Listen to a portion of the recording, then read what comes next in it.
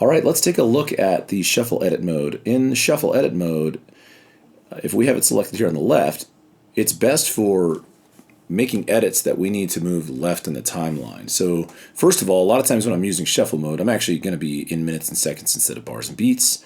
And it's very useful for things like voiceover and dialogue and making sure we're cutting dead space out of takes and maybe removing any mistakes or any errors. So a lot of times when I'm working with a voiceover artist, an easy way to work is to have them read their lines and get fluid and comfortable with their lines. And anytime they make a mistake, instead of starting their lines over, they will just take the line again.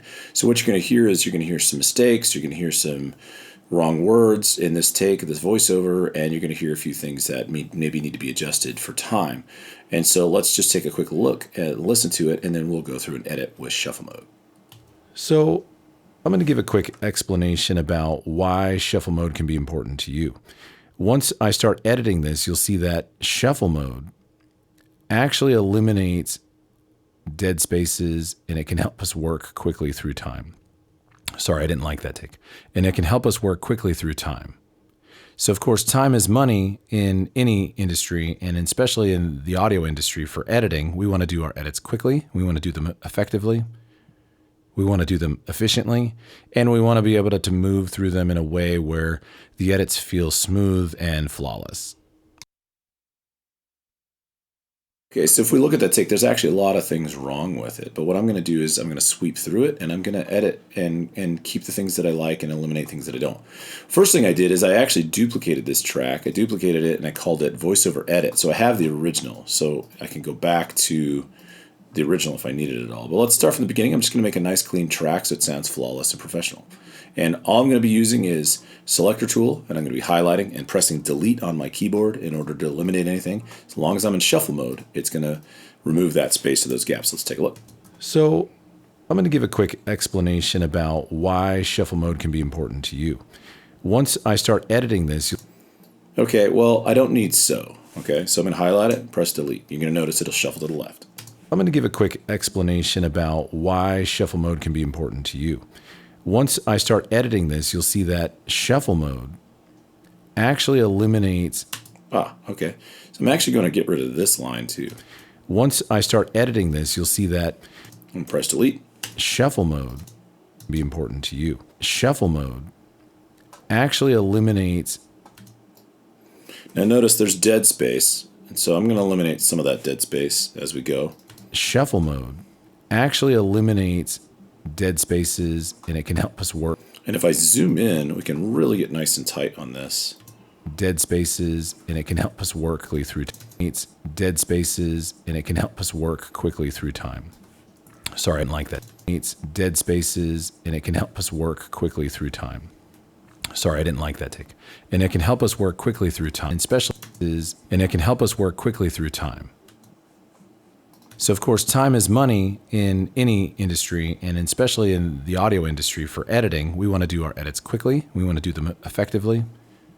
We want to do them efficiently in any industry, and especially in the audio. So, of course, time is money in any industry, and especially in the audio industry for editing. And we want to be able to move through them in a way where the edits feel smooth, and we want to do them efficiently, and we want to be able to move through. So, of course, time is money in any industry, and especially in the audio industry. Edits feel smooth time. We want to do them efficiently, and we want to be able to move through them in a way where the edits feel smooth and flawless.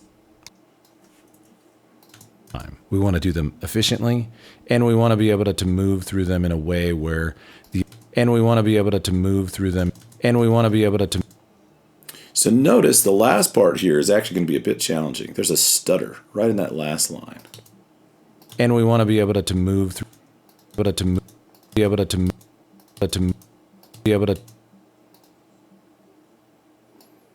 So I'm just going to kind of go nice and tight, see how close we can get. Be able to move through. We want to be able to move. Now this one's a little tricky, so it's just going to take some finesse. Be able to. It looks like we really need this to land almost here. Be able to move through them in a way where the edits feel smooth and flawless. So once that's done, just kind of, and I might just take a little bit more off the front end. Once that's done, easy thing that can happen here, chop off some things here off to the sides. I'm going to move back to slip mode and hit this 3 times, triple clicking. 1, 2, 3. It's going to capture everything. I'm going to hit Command and the letter F. It's going to give me my batch fade, and I can heal all this. What batch fade is going to do is it's going to fade the in, it's going to fade the cross, and the out. So it should fade everything for me. If I need to make any adjustments to it, I can definitely move those fades forward or back, but it should, at this point, have a nice solid take. Let's take a listen. I'm going to give a quick explanation about why shuffle mode can be important to you. Shuffle mode actually eliminates dead spaces, and it can help us work quickly through time. We want to do them efficiently, and we want to be able to move through them in a way where the edits feel smooth and flawless. Now, I've been in situations where the call sheet asks for 15 seconds maximum. And so a lot of times that's usually why we're moving things for edits. We're going, all right, what do we need to keep? What can we get rid of? Notice there's a little bit more dead space here. There's some of these that we really don't necessarily need, or maybe we could, find a way to work with them.